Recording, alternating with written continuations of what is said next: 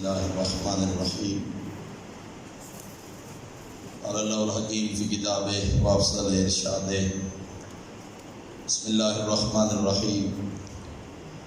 ثم اورثنا الکتاب الذین اصطفینا من عبادنا صدق اللہ العلی العظیم۔ انتہائی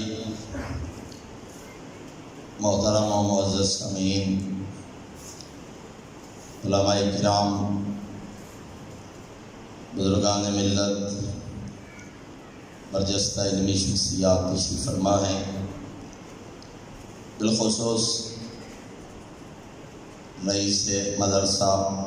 علامہ سید رضی حمدانی صاحب، حجت الاسلام والمسلمین علامہ قبلہ سید عاشق حسین نقوی صاحب اور مرکز افکار اسلامی کے سرپرست میرے انتہائی محسن اور شفیق شخصیت حجت الاسلام والمسلمین مولانا مقبول علوی صاحب اور تمام اس ادارہ کی انتظامیہ اور مرکز افکار اسلامی کے تمام متعلقین کا میں انتہائی شکر گزار ہوں۔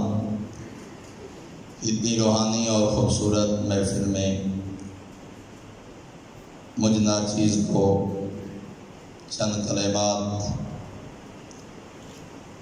امام معصوم کے کلام کے متعلق کہنے کا موقع فراہم کیا،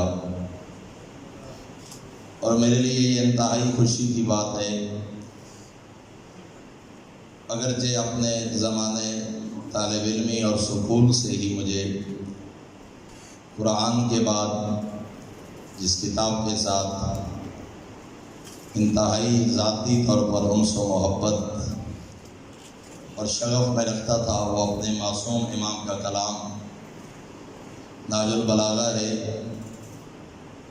اس پہ پہلی باضابطہ گفتگو میں نے اسی مرکز افکار اسلامی کی طرف سے آن لائن ہونے والی ایک کانفرنس میں قرآن مجید از نگاہ نہج البلاغہ پہ میں نے چند منٹ گفتگو کی تھی، اور وہ میرا اس ادارے کے ساتھ پہلا تعلق تھا، اور اس کتاب کے حوالے سے وہ میری پہلی باضابطہ گفتگو تھی جس سے مجھے روحانی تسکین ہوئی۔ پھر دوسری گفتگو میں نے پچھلے سال اسی کانفرنس میں علم و علماء از نگاہ نہج البلاغہ میں نے چند معروضات پیش کی تھی، اور انتہائی مسرت اور خوشی کی بات ہے کہ وہی پہلی جو گفتگو میں نے کی تھی قبلہ علوی صاحب کی شفقت، تعاون اور اس ادارہ کی کاوشوں میں سے مجھے حقیر کی وہ کتاب قبلہ صاحب کے تعاون سے انشاءاللہ اگلے 1-2 دنوں میں قوم و ملت کے علم دوست افراد کے ہاتھوں میں ہوگی۔ اور دوسری گفتگو جو میں نے پچھلے سال کی تھی، انشاءاللہ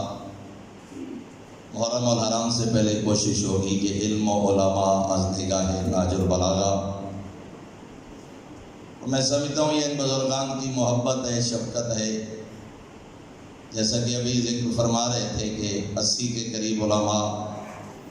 آج کی اس محفل میں تشریف فرما ہیں۔ اگر خود کو میں دیکھوں تو شاید ان سب افراد کے مقابلے میں دینی تعلیم اور دینی شعبہ میں کم لکھا پڑھا میں شخص ہوں، لیکن ان بزرگان کی محبت ہے، شفقت ہے کہ ان کی محبتوں اور شفقتوں کے نتیجے میں مجھے اتنا اعتماد ملتا ہے کہ میں چند جملے کلام معصوم کے آپ لوگوں تک پہنچا سکتا ہوں۔ جیسا کہ بار بار ذکر کیا جا رہا ہے اور آپ تک پہنچایا جا رہا ہے، اور حق بھی بنتا ہے مرکز افکار اسلامی کی خدمات کا، ایک جملہ معصوم کا بھی ممبر پہ بیٹھے ہوئے میرے ذہن میں آیا۔ میں نے کسی مقام پہ پڑھے، غالباً باقر العلوم آقا کا فرمان ہے، اگر میرا حافظہ اشتباہ نہیں کر رہا، تو معصوم نے فرمایا جس شخص نے ہماری تعلیمات کا ایک ورق بھی مخلوق خدا تک پہنچایا، ہمارے کلام کا لکھا ہوا وہ ایک ورق اس کے لیے جہنم کے خلاف ڈھال بن جائے۔ دو پہلو علماء نے بیان کیے ہیں، ایک صفحہ بھی مراد ہو سکتا ہے اور ورق کی دونوں اطراف کو اگر مد نظر رکھا جائے تو دو صفحات بھی ہو سکتے ہیں، کہ معصوم نے فرمایا اگر ہمارا کوئی کلام آپ آنے والی نسلوں تک پہنچاتے ہیں تو فرمایا وہ آپ کے لیے جہنم کے خلاف ڈھال بن جائے گا۔ اور کہاں وہ بزرگ شخصیات جنہوں نے ہزاروں صفحات لکھے، سینکڑوں مجلدات پہ مشتمل کتابیں تاریخ کی، اور خود معصوم کے فرمان کے مطابق یتیمان آل محمد کی نگہداشت کا فریضہ سر انجام دیا۔ تو میں انتہائی شکر گزار ہوں اس ادارے کا۔ انشاءاللہ وہ کتاب سافٹ صورت میں قبلہ صاحب کی کوششوں سے انٹرنیٹ پہ اور سوشل میڈیا پہ نشر ہو چکی ہے۔ اس کتاب کو ہم نے 9 مباحث میں تقسیم کیا تھا، جس میں سے ایک بحث کے متعلق میں چند جملے آپ کی خدمت میں عرض کرنا چاہتا ہوں۔ ان 9 مباحث میں سے ایک باب تھا کہ قرآن مجید کے متعلق ناج البلاغہ میں امیر المومنین آقا نے امر اور حکم کی صورت میں کیا ارشاد فرمایا۔ بہت سارا کلام تھا، اگر اس کی تفصیل پہ ابھی ہم نے مختصراً اس کی شرح بھی زیادہ نہیں لکھی، تو وہ تقریباً 200 صفحات کے لگ بھگ۔ کوشش صرف یہی تھی کہ لوگوں تک پہنچ جائے کہ قرآن کے متعلق پہلا خطبہ سے لے کے آخری جملے تک معصوم نے کیا کچھ ارشاد فرمایا، ورنہ علماء نے اس کی شرح میں کئی سو صفحات لکھے۔ یہ فقط اختصار کے ساتھ کلام پہنچانا مقصود تھا، تو معصوم نے اپنے اس کلام میں 20 مقامات پر فعل امر کی صورت میں حکم کے انداز میں قرآن کے متعلق نصیحت فرمائی۔ جتنی دامن وقت میں گنجائش ہے ان میں سے میں چند مقامات آپ کی خدمت میں عرض کرنا چاہتا ہوں۔ خطبہ نمبر 84 میں امیر المومنین نے ارشاد فرمایا، ایھا الناس فی مستحفظکم من کتابہ واستودعکم من حقوقہ۔ امیر المومنین آقا فرماتے ہیں، لوگوں، اللہ نے اپنی کتاب میں جن چیزوں کی حفاظت تم سے چاہی ہے اور جو حقوق تمہارے ذمہ کیے ہیں، ان کے بارے میں اللہ سے ڈرتے رہو۔ پورے ایک دفعہ بلند تر صلوات تلاوت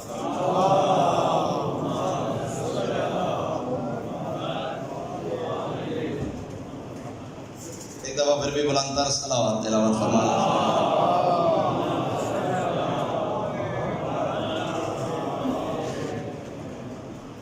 یعنی پہلا حکم امیر المومنین نے جو ارشاد فرمایا کہ احکام قرآن کی حفاظت کرو۔ قرآن میں اللہ نے جو احکامات ارشاد فرمائے ہیں ان کی حفاظت کرنا آپ کی ذمہ داری ہے۔ اور پہلا حکم یہ ارشاد فرمایا کہ وہ احکام کی صورت میں ہوں، نصائح کی صورت میں ہوں، واعظ کی صورت میں ہوں، حلال و حرام کے احکامات ہوں، اوامر ہوں، نواہی ہوں۔ خداوند عالم نے تم سے تقاضا کیا ہے کہ ان احکامات کی حفاظت کرو۔ تو قرآن ناطق میرے آقا ارشاد فرما رہے ہیں، میں علی بھی تم سے یہی تقاضا کرتا ہوں کہ قرآن میں جن احکامات کی حفاظت کا حکم میں علی کے خالق نے دیا ہے، اے علی کے ماننے والوں، تم بھی ان حقوق کی حفاظت کرنا اور ان احکامات کو عملی صورت میں سر انجام دینا۔ میں زیادہ تشریح نہیں کرتا۔ دوسرا حکم ارشاد فرمایا، خطبہ نمبر 85 میں فرمایا، بل کیف تعمہون، اے لوگوں کہاں ادھر ادھر بھٹک رہے ہو، وبینکم عطرۃ نبیکم، تمہارے درمیان تمہارے نبی کی عطرت موجود ہے، وہم ازمۃ الحق، وہ حق کی باغ ڈور ہے، وآلام الدین، اہل بیت پیغمبر دین کے پرچم ہیں، وَأَلْسِنَةُ الصِّدْقِ، ان کی زبانیں سچ بولنے والی زبانیں ہیں، فَأَنزِلُوهُمْ بِأَحْسَنِ مَنَازِلِ الْقُرْآنِ، معصوم نے فرمایا جو قرآن کی بہتر سے بہتر منزل سمجھ سکو، اہل بیت کو بھی وہی مقام عطا کرو۔ قرآن اہل بیت سے جدا نہیں ہے، اہل بیت قرآن سے جدا نہیں ہے۔ اور اس کی شرح میں علماء نے دو جملے ارشاد فرمائے کہ فَأَنزِلُوهُمْ بِأَحْسَنِ مَنَازِلِ الْقُرْآنِ۔ اس کا کیا مطلب ہے؟ اس کا ایک مطلب علماء نے یہ بیان فرمایا کہ جس انداز میں قرآن نے اہل بیت کا تعارف کرایا ہے اسی انداز میں اہل بیت کو مانو۔ اور دوسرا اس کا معنی یہ بنتا ہے کہ جیسی عظمت قرآن اور نظام قرآن اہل بیت نے بیان فرمایا ہے ویسا ہی قرآن پر عمل کرو، کبھی اپنی خواہشات کی پیروی نہ کرنا۔ اور پھر فرمایا وَرِدُوهُمْ وُرُودَ الْحِیمِ الْعَطَاشِ، اور معصوم فرماتے ہیں یاد رکھو اس طرح اہل بیت کے سرچشمہ ہدایت پہ اترو جیسے پیاسا اونٹ چشمے کی طرف دوڑتا۔ محترم سامعین، دونوں چیزیں قرآن اور اہل بیت، اِنِّی تَارِکٌ فِیکُمُ الثَّقَلَینَ، قرآن اور وارثان قرآن کے متعلق۔ اور دیکھیں یہ کتنی خوبصورت تشبیہ معصوم نے بیان فرمائی کہ کس انداز سے، اس لیے کہ ایسا جانور جو انتہائی پیاسا ہو، پیاس میں جان بلب ہو، فرمایا پیاسے اونٹوں کی طرح اس سرچشمہ ہدایت پر اترو، جہاں اس کو پانی نظر آئے گا وہ دوڑے گا تاکہ جان بچ جائے۔ اگر تم بھی اپنی دنیا و آخرت کو بچانا چاہتے ہو تو دین کے پیاسوں کے لیے سرچشمہ ہدایت یا قرآن ہوگا یا معصوم کا فرمان ہوگا۔ تو عمومی انداز میں نہیں، قرآن کی طرف دوڑ کے آؤ، قرآن کی طرف ایسے دوڑو گویا کہ معصوم نے یہاں اہل بیت کو قرآن کا عدیل قرار دیا، قرآن کا ہم بلا قرار دیا۔ پیغمبر نے بھی دو چیزیں ارشاد فرمائی، فقط قرآن نہیں، اِنِّی تَارِکٌ فِیکُمُ الثَّقَلَینَ، قرآن کا بھی ذکر کیا اور وارثان قرآن کا بھی ذکر کیا۔ تیسرا حکم میرے آقا نے خطبہ نمبر 89 میں ارشاد فرمایا، جب کسی شخص نے اوصاف الہیہ کے متعلق بات کی، اور غالباً اسی خطبہ کے آخر میں ایک اہل سنت عالم دین نے لکھا کہ امیر المومنین نے توحید پہ ایسے گفتگو فرمائی ہے کہ گفتگو توحید کے نظریات پہ کسی شخص نے ایسے دو جملے بھی نہیں کہے جس موضوع پہ علی نے خطبہ ارشاد فرماتا ہے۔ صحابہ پیغمبر میں سے کسی نے دو جملے بھی توحید اور عقیدہ توحید اور صفات خداوندی کے متعلق نہیں کہے جس پہ امیر المومنین نے خطبات ارشاد فرما دیے۔ اور پھر اس کا نتیجہ وہ یہ لکھتے ہیں کہ حضرت کے عقیدہ توحید پہ گفتگو پڑھ کے یہ پتہ چلتا ہے کہ علی کا اپنے خدا کے بارے میں اتنا کچھ کہنا اور کسی اور کا چند جملے بھی نہ کہنا سوائے اہل بیت کے، اس بات پہ دلالت کرتا ہے کہ جیسے معرفت خدا اہل بیت رکھتے ہیں ایسے کائنات میں اور کوئی نہیں رکھتا۔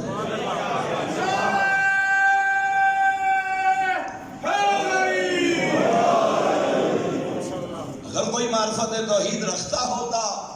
اس پہ گفتگو کرتا، گفتگو نہ کرنا اور اسلامی ادب میں سوائے امیر المومنین کے اور اہل بیت پیغمبر کے کسی اور شخص کا توحید پہ ایسا کلام موجود نہ ہونا اس بات کی دلیل ہے کہ معرفت توحید وہی ذات رکھ سکتی ہے، اور حقیقی معرفت توحید اسی ذات کی زبان اور دروازے سے ملے گی جو 1000 رکعت نماز پڑھ کے بھی ریش مبارک کو ہاتھ میں پکڑ کے فرما رہے ہوں ما عبدتو کا حق کا عبادت، میرا مالک تیری عبادت کا حق ادا نہیں کر سکتا۔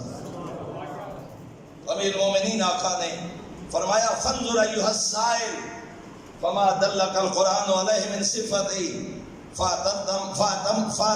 بہ واستضیء بنور ہدایتہ۔ اگر صفات خداوندی کو حاصل کرنا چاہتے ہو، اگر معرفت توحید حاصل کرنا چاہتے ہو تو امیر المومنین آقا نے فرمایا تو اس کے لیے انہی صفات تک جاؤ جن کا پتہ تمہیں قرآن نے دیا ہے۔ معرفت توحید قرآن یا وارث قرآن بتائیں گے، یہاں قرآن سے صفات خداوندی کو حاصل کرنے کا ذریعہ، اور یہاں حکم دیا جا رہا ہے کہ اس کی اتباع کرو۔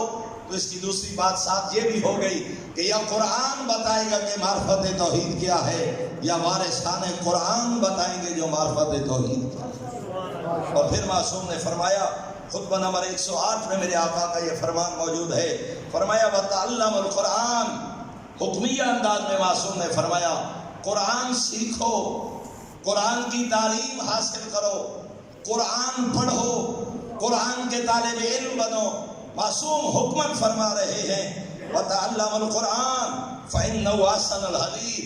اس سے بہتر کلام تمہیں دنیا میں نہیں ملے گا۔ احسن الحدیث ہے تو قرآن۔ اور پھر معصوم نے فرمایا وَتَفَقَّهُ فِيهِ، اس کی سوجھ بوجھ اختیار کرو، اس میں غور و فکر کرو، اس کو سمجھنے کی کوشش کرو۔ کیوں؟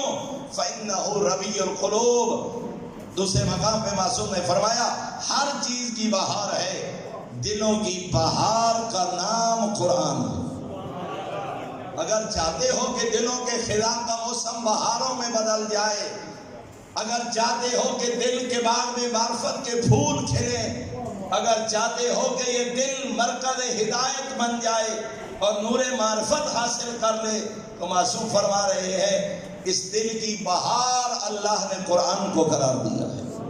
قرآن سیکھو، کیوں؟ احسن الحدیث قرآن ہے، ربیع القلوب قرآن ہے۔ اور پھر معصوم نے فرمایا وَاسْتَشْفُوا بِنُورِهِ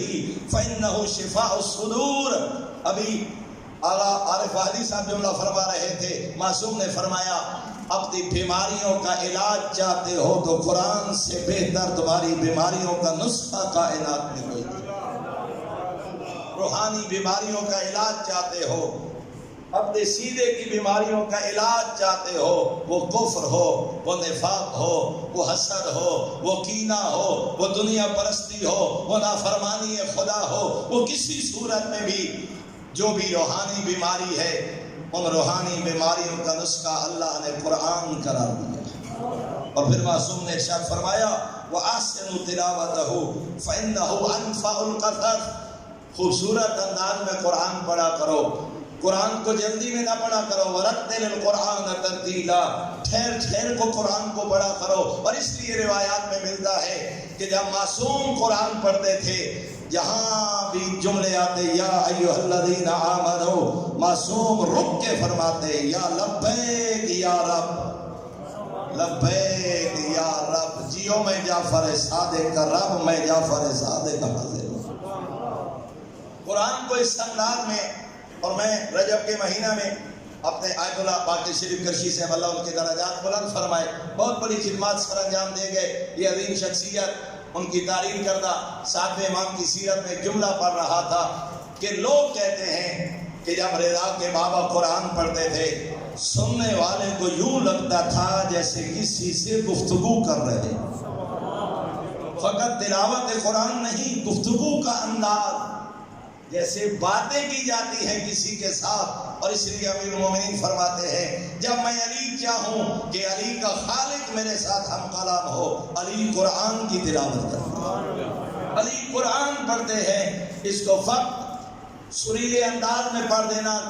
کافی نہیں ہے، آج سب کچھ ہے، خوبصورت جلدوں میں قرآن کو مزین کیا جاتا ہے، سنہری غلافوں میں لپیٹا جاتا ہے، سونے اور چاندی کے ساتھ قرآن لکھا جاتا ہے، قیمتی کاغذ پہ قرآن لکھا جاتا ہے، لیکن اس قرآن کو اپنی روحانی بیماریوں کا نسخہ قرار نہیں دیا جاتا۔ آج کم وقت میں قرآن پڑھنے کے مقابلے تو ہوتے ہیں، مگر اس قرآن سے نظام زندگی نہیں سیکھا جاتا۔ آج سریلی آواز کے تو مقابلے ہوتے ہیں کہ قرآن کس نے خوبصورت پڑھا، لیکن جس طرح قرآن مظلوم ہے ویسے ہی معصوم کا کلام بھی مظلوم، اور یہ مظلومیت قرآن ہے، جیسے ابھی قبلہ بھی فرما رہے تھے کہ اس قرآن کی تلاوت کا حق امت پیغمبر نے ادا نہیں کیا، اور اس لیے خود پیغمبر بھی فرماتے ہیں، اور اللہ کے قرآن میں یہ جملہ موجود ہے کہ بروز محشر یہ قرآن شکایت کرے گا، نبی شکایت کریں گے، میرے اللہ اس امت قرآن کو مہجور کر دیا تھا۔ اس امت افسانے تو سنے جاتے تھے، کئی گھنٹے جھوٹ سننے کے لیے تو لوگوں کے پاس وقت تھا، اگر نہیں تھا تو قرآن کی چند آیات پڑھنے کا وقت نہیں تھا، اگر وقت نہیں تھا تو اس قرآن کے نسخہ ہدایت کو حاصل کرنے کا وقت نہیں تھا۔ تو میرے محترم سامعین، معصوم فرما رہے ہیں وَأَحْسِنُوا تِلَاوَتَهُ، اس کو خوبصورت انداز میں پڑھا کرو۔ کیوں؟ فَإِنَّهُ أَنفَعُ الْقَصَصِ، قرآن سے بہتر خوبصورت کتاب کوئی نہیں ہے، چاہے وہ فساد و بلاغت کے لحاظ سے ہو یا مفہوم کے اعتبار سے ہو۔ معنی و مفاہیم پہ غور کرو گے، ربیع القلوب ہے، تمہارے دلوں کو جلا بخشے گا۔ اگر نور اور شفا ہے، تمہیں روحانی بیماریوں سے نجات عطا کرے گا، اور تمہارے لیے یہ مجرب نسخہ ہے۔ اور کون فرما رہے؟ حکیم ربانی علی فرما رہے، هو الهادي الذي لا يضل هو المحدث الذي لا يكذب۔ امیر المومنین فرماتے ہیں کسی پہ آنکھیں بند کر کے اعتماد نہ کرنا، کہیں نہ کہیں کوئی گمراہ کر دے گا۔ قرآن کو ہادی بناؤ، تمہیں کبھی گمراہ نہیں کرے گا۔ اس کے پاس بیٹھ کے باتیں کر رہے ہوگے، کہیں 1% جھوٹ، کہیں 2% جھوٹ، کہیں 5 یا 10% جھوٹ ملے گا، لیکن قرآن وہ کتاب ہے، هو المحدث الذي لا يكذب۔ قرآن وہ بولنے والی کتاب ہے جو تم سے کبھی جھوٹ نہیں بولے گی۔ قرآن کا ایک ایک حرف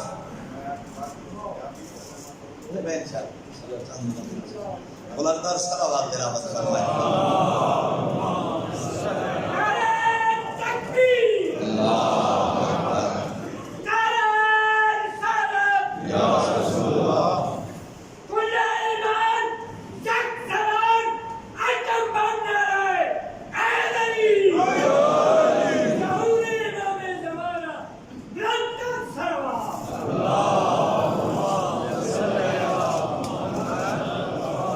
جیسے کہ میں نے عرض کیا کہ 20 مقامات پہ حکم کے انداز میں فعل امر کا صیغہ استعمال کرتے ہوئے معصوم نے اس قرآن کے متعلق نصیحت فرمائی، لیکن میں پیغمبر پاک کے ضوابط مقدسہ کے نسبت سے بس وقت آخری 5واں جملہ کرنا چاہتا ہوں، چونکہ 2 حکم ہیں میرے ذمہ، ان کی بھی تعمیل ہو جائے۔ 5واں حکم خطبہ نمبر 154 میں معصوم نے ارشاد فرمایا وَعَلَيْكُمْ بِكِتَابِ اللَّهِ فَإِنَّهُ الْحَبْلُ الْمَتِينُ، اے دنیا والوں کتاب خدا پر عمل کرو، اس سے مضبوط رسی کوئی نہیں ہے۔ مضبوط سہارا، مضبوط رسی اگر تمہارے لیے ہے تو وہ قرآن ہے۔ بلندیوں تک پہنچنا چاہتے ہو، اس رسی کا سہارا لو۔ آپس میں وحدت پیدا کرنے چاہتے ہو، اسی رسی کا دامن تھامو۔ اپنی زندگیوں میں نظم و ضبط پیدا کرنا چاہتے ہو، اسی قرآن کی تلاوت کرو۔ وَنَوِّرُ بُيُوتَكُمْ بِتِلَاوَةِ الْقُرْآنِ، تلاوت قرآن کے ساتھ اپنے گھروں کو منور کرو۔ اور معصوم نے فرمایا 70 سال، 80 سال، 90 سال، 100 سال کی عمر تک پہنچ گئے ہو، ضعیفی کے عالم میں بھی قرآن کے طالب علم بنو۔ ابھی بھی کسی معلم سے کہو، کسی قاری سے کہو، کسی پڑھے لکھے فرد سے کہو تمہیں قرآن پڑھائے۔ کیوں مولا؟ فرمایا اس لیے کہ جب تمہیں موت آئے تم قرآن کے طالب علم بن کے دنیا سے جاؤ۔ سارا قرآن نہ بھی پڑھ سکے، قرآن کے طالب علم بن کے اگر دنیا سے چلے جاؤ گے، یہ قرآن تمہارا شفیع بنے گا۔ میرے محترم ضرورت اس بات کی ہے اس قرآن کی تعلیمات کو عام کیا جائے، معصوم کے کلام کو عام کیا جائے، اور یہ خدمت مرکز افکار اسلامی آسان طریقے سے سر انجام دے رہا ہے۔ دعا ہے کریم اللہ تمام امور میں تعاون کرنے والے معاملین کا اور قد و کاوش کرنے والے مخلصین کو اللہ اجر جزیل عطا فرمائے، دنیا و آخرت کی کامیابی کا اور زاد راہ مالک اس کو قرار دے۔ اور جیسا میں نے ابتدائی جملہ جو کہا تھا، کاش ہم کوئی ایک ایسا ورق لکھ کے جائیں جو جہنم کے خلاف ہمارے لیے ڈھال بن جائے۔ شاید کوئی چند سطریں ایسی ہوں جو محمد و آل محمد کے صدقہ میں محمد و آل محمد اور ان کے خالق کی بارگاہ میں قبول ہو جائیں۔ تو حکم ہے، کوشش کرتا ہوں، مقصد میرا تو کچھ اور تھا۔ سب سے پہلے تو اگر میرے ذمہ یہی ڈیوٹی ہے تو میں طالب علم ہونے کی حیثیت سے سمجھتا ہوں کہ میرے لیے یہ بھی اعزاز ہے، اور وہ انتظامیہ کی طرف سے اس مدرسہ کے ساتھ مالی تعاون کی درخواست ہے۔ طلباء پیچھے کھڑے ہیں تو آپ چند مرتبہ بلندر صلوات تلاوت فرمائیں گے، اور اسی دوران آپ اس مدرسہ کی علمی معاونت فرما دیں گے، اور اس کے بعد مجھے حکم ہے کہ سرائیکی میں لازمی تین جملے مصائب کے پڑھے جائیں تاکہ عبادت کا وہ حصہ بھی مکمل ہو جائے۔ 1-2 منٹ کے لیے آپ طلباء آپ کے پاس درمیان موجود ہیں تو حسب توفیق جو ہو سکتا ہے اس ادارے کے لیے اپنا مالی تعاون فرمائیں۔ پر محمد و آل محمد صلوات۔ جلدی کریں نا، جلدی۔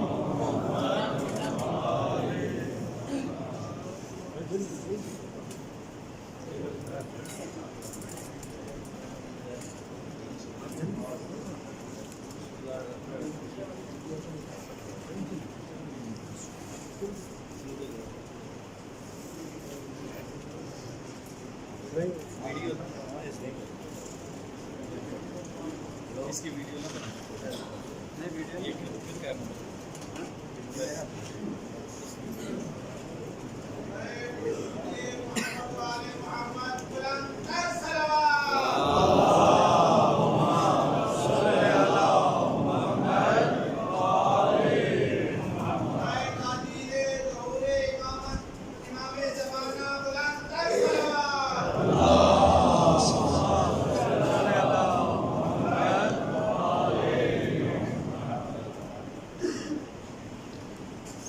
ساری زندگی دے قاری قرآن میرے آقا علی نے ایک موقع دے فرمائے عالیہ بچڑا میں نے تھوڑا جہا قرآن سنا. شہید دستغیب علیہ الرحمہ نے جملے تعریف فرمائے کہ 21 ماہ رمضان زخمی امیر المومنین وصیتہ کرن دے بعد میرے آقا نے فرمائے بنیہ حسن جی بابا کتھے میری عالیہ زیدہ سامنے آخر آجے جیو میرا زخمی بابا جیو میرا لحظے دا مہمان بابا جیو میرا کوفہ دا مظلوم بابا. عالیہ بچڑا آخری وقت بابے دی حسرت نہیں میں نے تھوڑا جہا قرآن سنا. فخر مریم بی بی دی مظلوم بابے دا حکمان کے سورہ مریم دی تلاوت شروع کی تھی. چند آیات دی تلاوت دے بعد خاموش ہوئی علی دی اکھی بھالیاں علی امیر کائنات بچڑا خاموش کیوں ہیں بابا توڑا حکمہ میں چند آیات دی تلاوت کی دیئے توڑے حجرے کے ہاشمی موجود ہے. میں ہاشمیاں دے سامنے قرآن نہیں پڑھ سکتی. ازاداروں روندے اس واسطے ودے ہیں جنہی کی دی رات بھراوان دے سامنے قرآن نہیں پڑھ سکتی. اللہ جانے کوفہ تے شام دے بازار اللہ جانے شرابی دے دربار کیویں یادی رہی ہے. حیا کرو میں نبی اجرکم اللہ. شیخ عباس کومی علیہ الرحمہ نے تعریف فرمائے جدہ موقعیت نہ بسیطہ امیر کائنات نے فرمائے حسن بچڑا جی بابا میری اولاد کو اکٹھا کر میں دونوں پیغمبر اعظم دی حدیث سناواں. قبلہ تعریف فرمائے جدہ سارے دھیاں پتر اکٹھے ہو گئے زخمی علی نے فرمائے دوڑے نانے رہا آخری وقت میرے سینے تے حاصل الانبیاء دا سر اقدس آخری وقت میں نے فرمایا نے یا علی جدہ مومن دا آخری وقت آوے انہی پیشانی تے پسینہ ظاہر ہوئے. یہ حدیث پیغمبر بیان کر کے وہ حافظ حدیث علی فرما رہے حسن بچڑا توڑے نانے دی دسی ہوئی نشانی پوری ہو گئی. حسن بچڑا ذرا میری پیشانی دیکھنا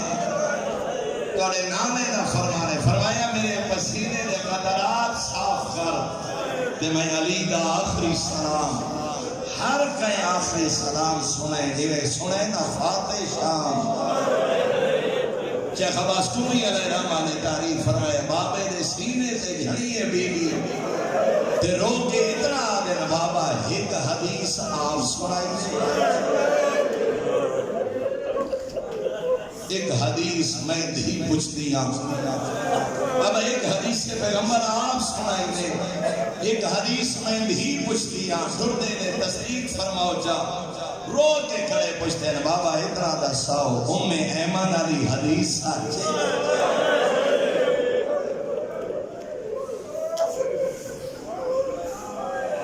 حدیث ام ایمن دا نام ہے احجر دائی مار کے رومین فرمین حدیث ام ایمن سچے تے صدر قدم دے بھرا قصد حدیث ام ایمن سچے تیری جاد اللہ سی تے رسیاں پامیاں تے بازار دربار خطبے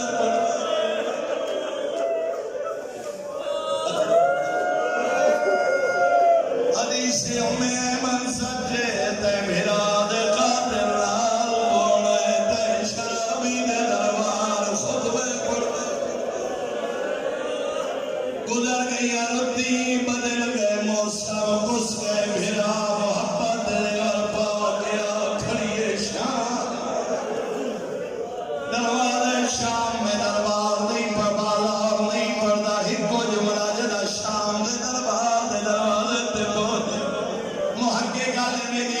میں لکھے میں سمجھا دیا تیری عبادت واسطے کافی قبلہ تعریف فرمائے جڑا شام دے دروازے تے دربار دے دروازے تے پہنچیے علی دی شریف دی قبلہ فرمائے دے ایک دربار دے دروازے دا پردہ ہٹا کوئی ہو جیا منظر دربار دا ڈٹھے بانی بانی زمین دے کجا علی دی کجا شرابی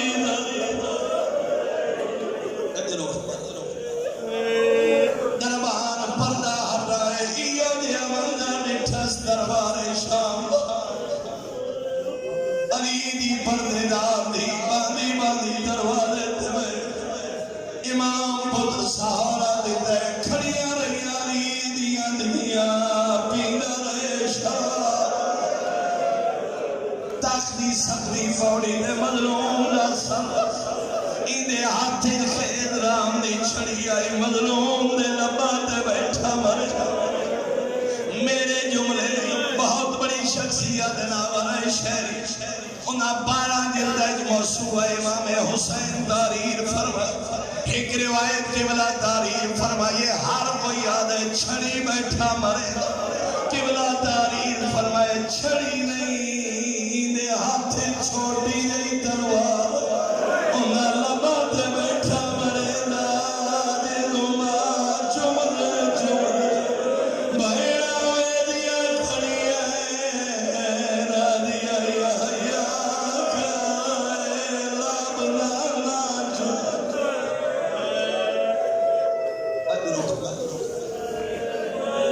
بس آخری جمرانہ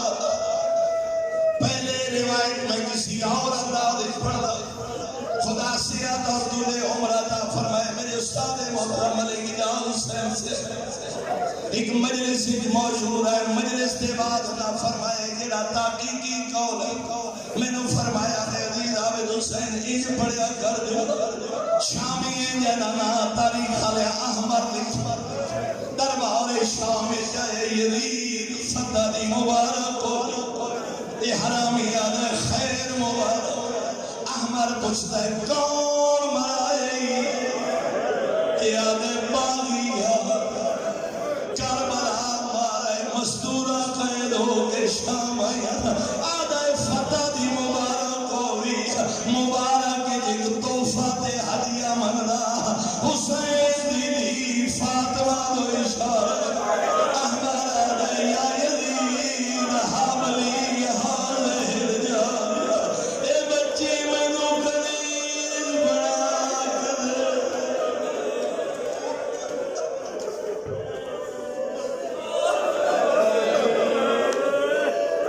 1400 سال بعد جان دی سر زمین دے میں سن کے رو پہ ذرا ذہن لے من شام کائنات دا سر تو بڑا غیرت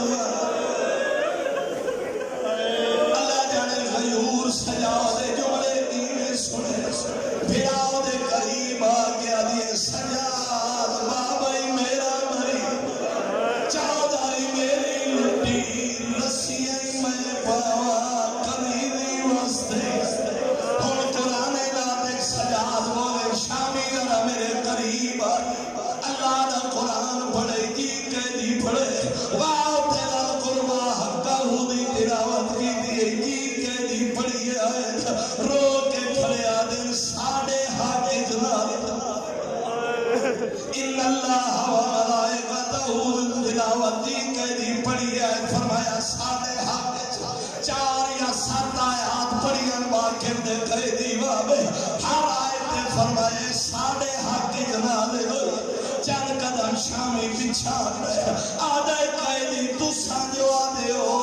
اے آیات تو آدھے حاقی جناب اے جملے تا یا حسین آکھے یا حسین دا پتر سجاد رو کے آدھے ہیں میرے قریب آؤ سجاد میں ہو جانا سار تاکھ دی صدوی